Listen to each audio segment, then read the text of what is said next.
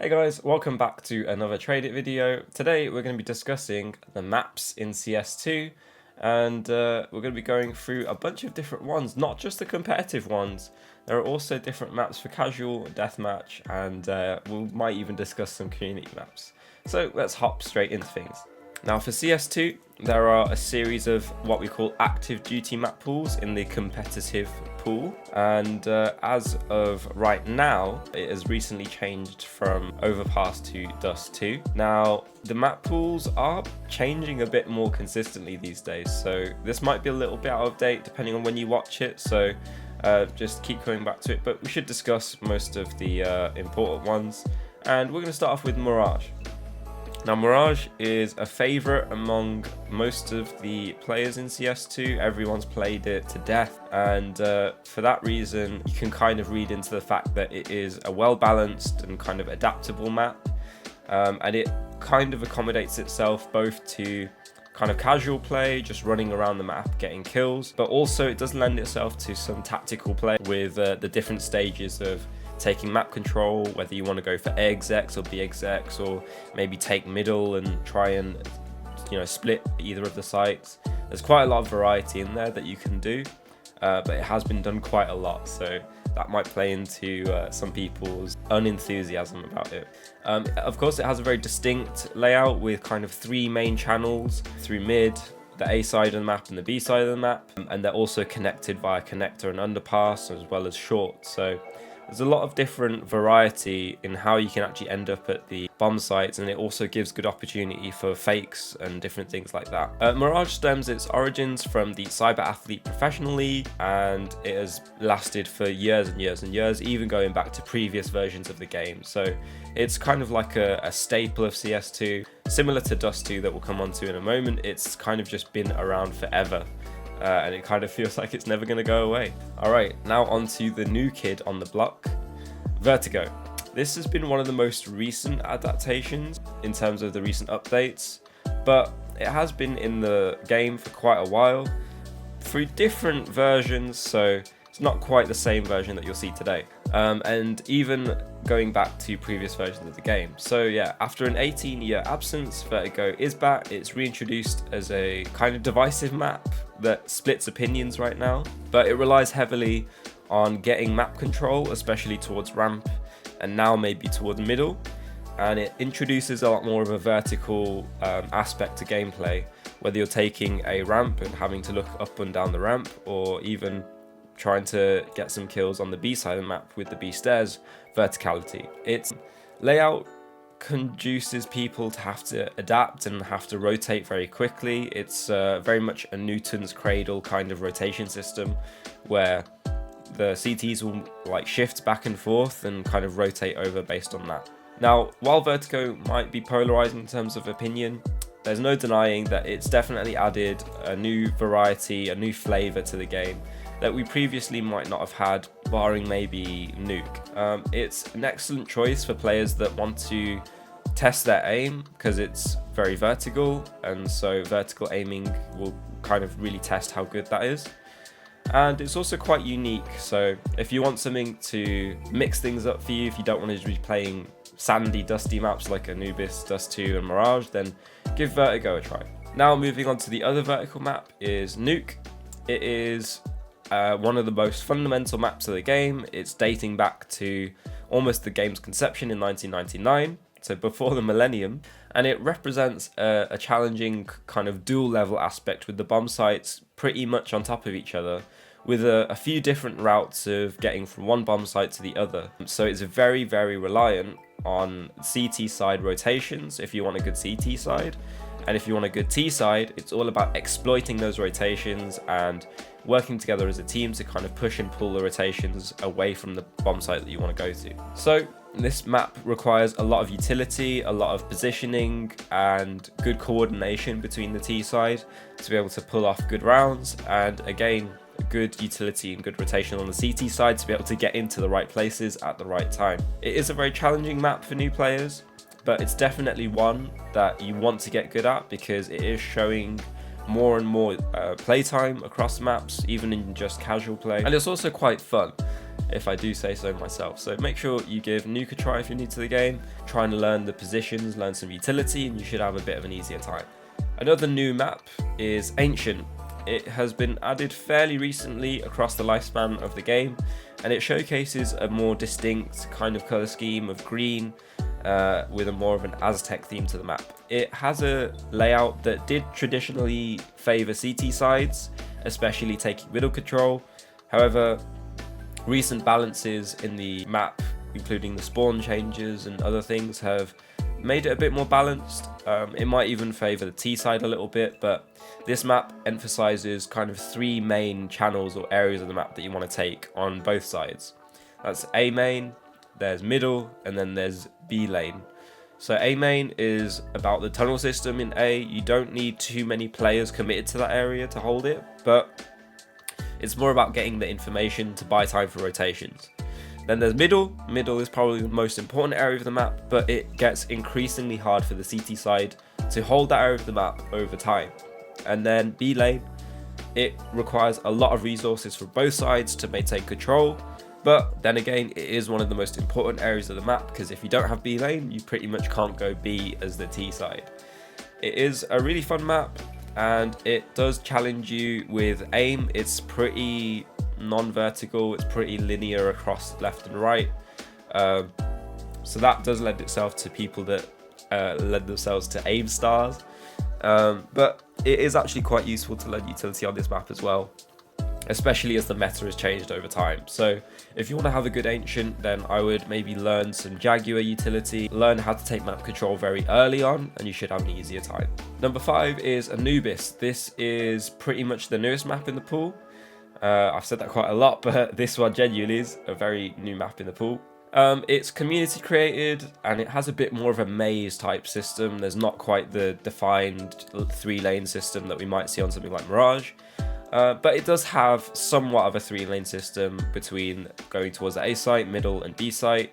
However, they are a lot more connected, and the rotations are a lot quicker on T side especially. That does mean that this map has been quite traditionally T-sided, although that is starting to balance out now, with the CT side learning how to use good utility and get information to get the stacks and the positioning in the right place at the right time. But saying that, if you want to have a good Anubis, then you want to make sure that you've got your utility on point and you're going for those information plays at key times. So you don't want to be rushing out, getting information at the start of the rounds. Kind of past the 1 minute mark, even down to the 30-second mark, is kind of a middle ground. And then if it's getting down to 30 seconds and you have no info, you probably want to get some.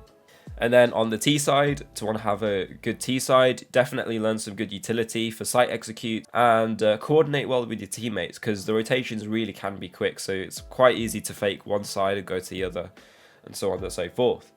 It is quite an exciting map, but it's also quite a bright map. So you'll notice that it has quite bright themes. It might dazzle your eyes the first time you load in, but definitely is a fun map that I would say has kind of added a different flavor to the map pool. It's not just the standard 3-lane kind of format, even though it still has the 3-lane. Okay, next we have Inferno. This has been a classic of CS history. It's been in previous versions of the game, and it has some of the best moments in Counter-Strike history, including things like the Boston Major and even other majors itself. So yeah, definitely one with a lot of heritage. It is very popular because it has a very kind of rhythmic, structured playstyle. So this isn't really a map where you want to be running and gunning so much. It's a map where utility is king, especially on Banana. If you've got your utility down and you're working well with your teammates, then it's pretty much game over for the enemies. And that goes for either side, T and CT. If you can win the fight on Banana, you can pretty much win the map. It's not quite that easy in practice.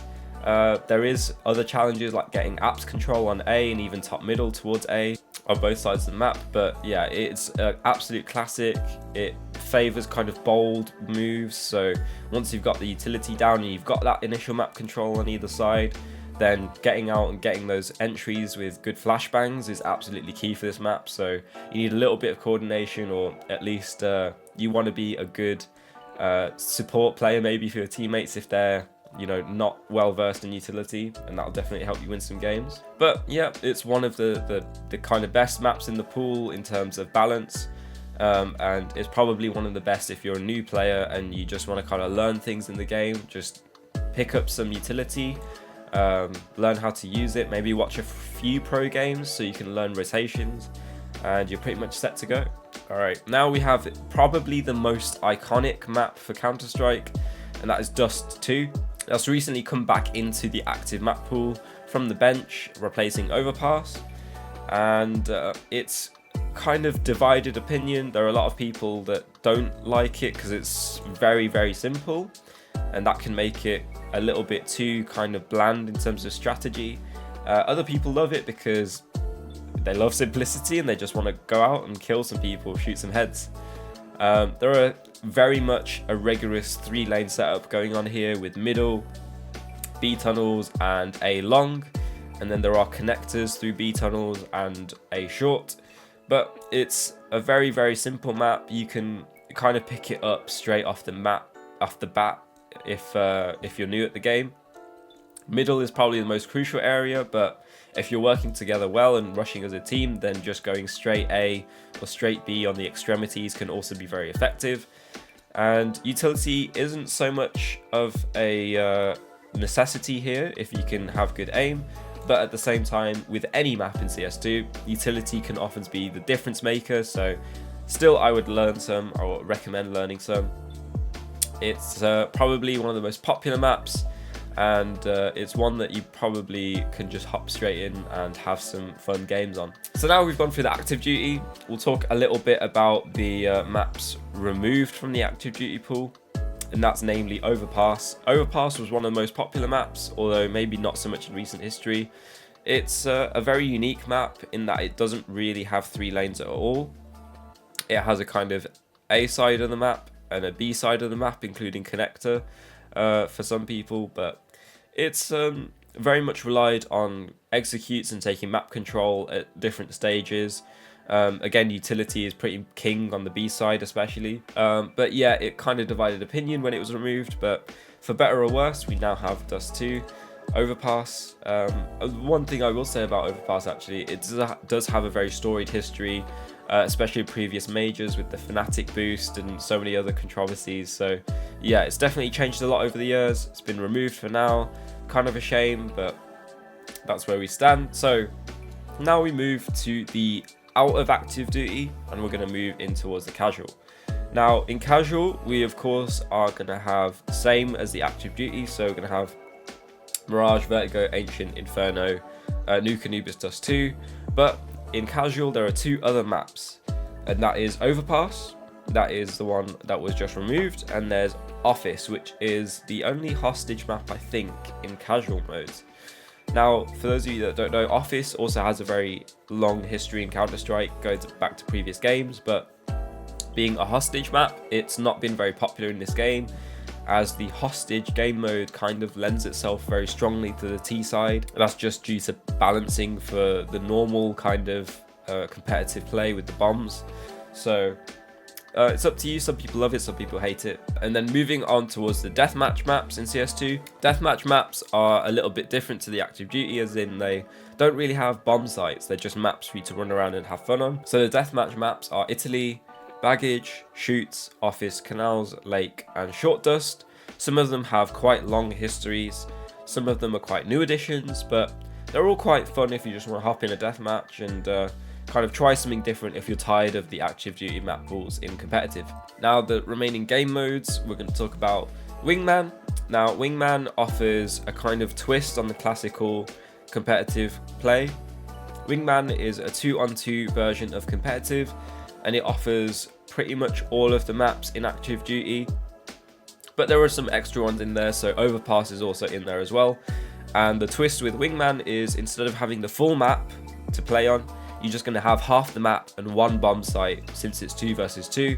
So if you really want to practice one particular bomb site and it's on the Wingman maps, then maybe you want to kind of grind that out with a teammate of yours, kind of build some chemistry, build some cohesion, and learn what maps kind of work with the 2 versus 2 format and how to play in a kind of man disadvantage situation. Now the final game mode we'll talk about is Arm Race, and that is added a while back now in February of 2024, but It only has 2 maps for now. I think it did have more in previous versions of the game, but for now it has baggage and shoots.